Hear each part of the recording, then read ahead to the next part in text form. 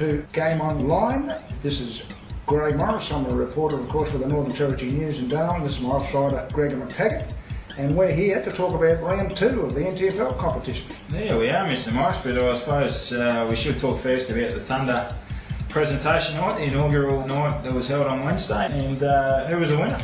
Cameron Island. He won by 2 votes from Mark McLean. Was he the right man?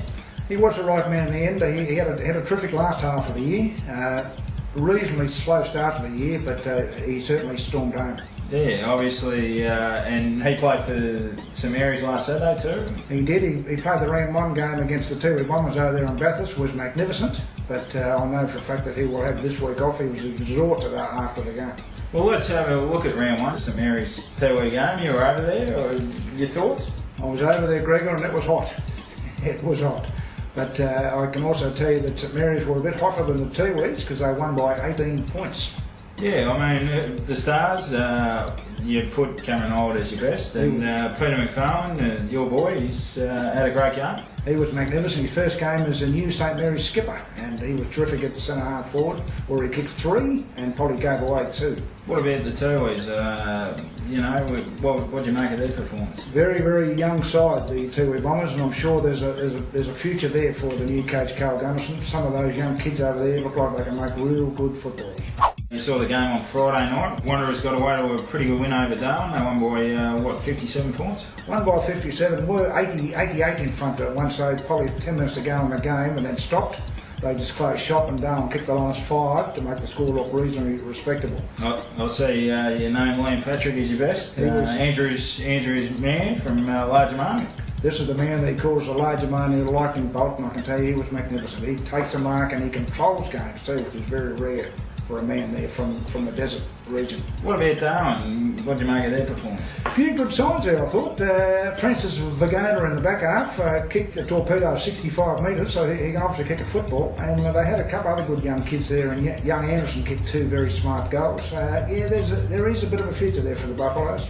Some good winners over Northcliffe. I saw that game. A bit disappointed in the Tigers. They were pretty ordinary, to tell you the truth. I thought, the only 2 guys to really hold their heads up were Clayton Ewan, who kicked 4 goals and impressed down back later on, and Thomas Motlop. But a good start for Palmerston. Michelle Perry kicked 8. And I noticed you gave your best there to Mark Burts. Yeah, I did. Burtsy had a good game in the ruck. He dictated proceedings.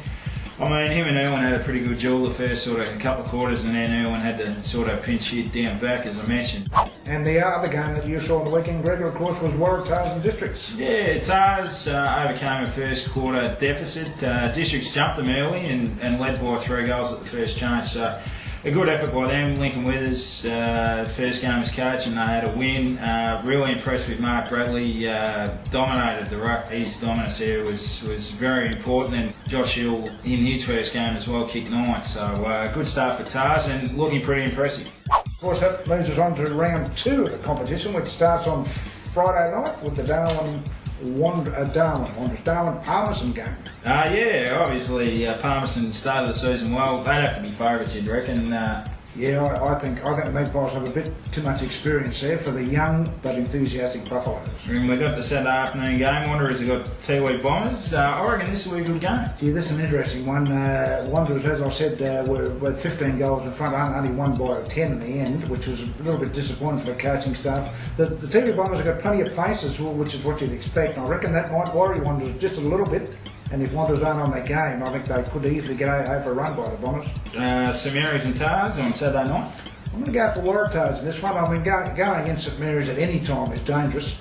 But I just reckon with the guy you spoke about there in the ruck, Mark Bradley, and also their new Ford Hill, I think they'll have just a bit too much scoring power for the Saints. Will McFarlane play that game? He will. He's in the side. Only 2 outs from last week will be Cameron Island and Iggy Vallejo. Iggy Vallejo's down in Adelaide having an operation on his ankle, and Cameron Island, as I said, exhausted. And we wrap up Sunday, Southern Districts. You've got Northcliffe out at Norfield Oval. Yeah, I mean, we've all gone probably for Districts, you'll find, in the tipping comp, but I've got a little bit of a suspicious feeling that the Tigers are going to come out steaming, especially after the spray that you've just given them, Greg. I think Mark Motlof's spray would have been much more than what I gave him, Gmo. I think Southern Districts, they showed enough last week, even though Waratahs beat them, to suggest they'll open up with a win. Okay, and I'm going to stick with Districts just. So that's it.